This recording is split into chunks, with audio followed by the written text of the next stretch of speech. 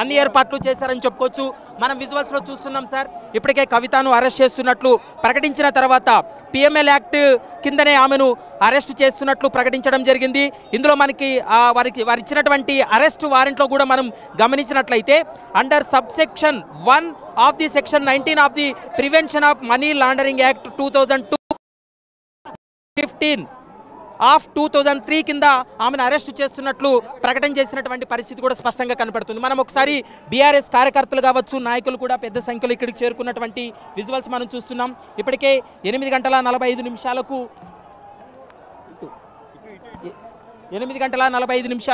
Flight ticket ఉండడంతో ED అధికారులు తరలిస్తున్నటువంటి visuals కూడా మనం చూస్తున్నాము. 5:20 జోగేంద్ర అసిస్టెంట్ డైరెక్టర్ జోగేంద్ర పేరుతోటి ఇప్పటికే అందులో నోటీసులో కూడా పేర్కొన్నటువంటి అంశాన్ని మనం చూసాం. ప్రస్తుతం మనం విజువల్స్లో చూస్తున్నాం. కవిత వాహనంలో ఒక మహిళా అధికారితో పాటు మరికొంతమంది అధికారులు కూడా వెళ్తూ ఉన్నారు. మనం ఒకసారి విజువల్స్లో చూస్తున్నాం. 8:45 ఎగ్జాక్ట్గా ఫ్లైట్లో వెళ్ళేటువంటి అవకాశం ఉంటుంది.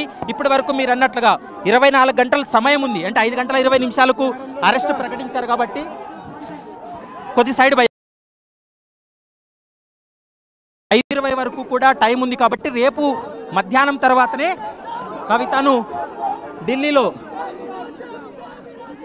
ఈడీ మెజిస్ట్రేట్ ముందు హాజరుపరిచేటువంటి అవకాశం అయితే కనపడుతుంది. ప్రస్తుతం వెస్ట్ జోన్ పోలీసులు కూడా పూర్తి స్థాయిలో బందోబస్తు ఏర్పాటు చేశారు.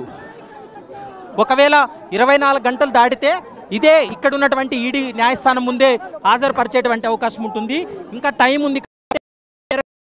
వెళ్ళి ఢిల్లీలో ఆమెను హాజరుపరచాలనేది ఈడీ అధికారులు భావిస్తున్నారు. గతంలో కూడా ఈ లిక్కర్ స్కామ్ కేసులోనే గతంలో కూడా ఈ విధంగా సాయంత్రం అరెస్ట్ చేసి మధ్యాహ్నం తర్వాత రిమాండ్కి తరలించినటువంటి సందర్భాలను మనం చూడొచ్చు. కవితతో పాటు కవిత భర్త కూడా వెనుక వాహనంలో శంషాబాద్కు బయలుదేరి వెళ్తున్నటువంటి విజువల్స్ మనం చూస్తూ ఉన్నాము. మరికొద్దిసేపట్లో 8:45 ఫ్లైట్ టికెట్స్ బుక్ అయి ఉన్నాయి కాబట్టి మరికొద్దిసేపట్లో ఇక్కడి నుంచి కూడా ఢిల్లీకి తరలించేటువంటి అవకాశం ఉంది. ప్రస్తుతం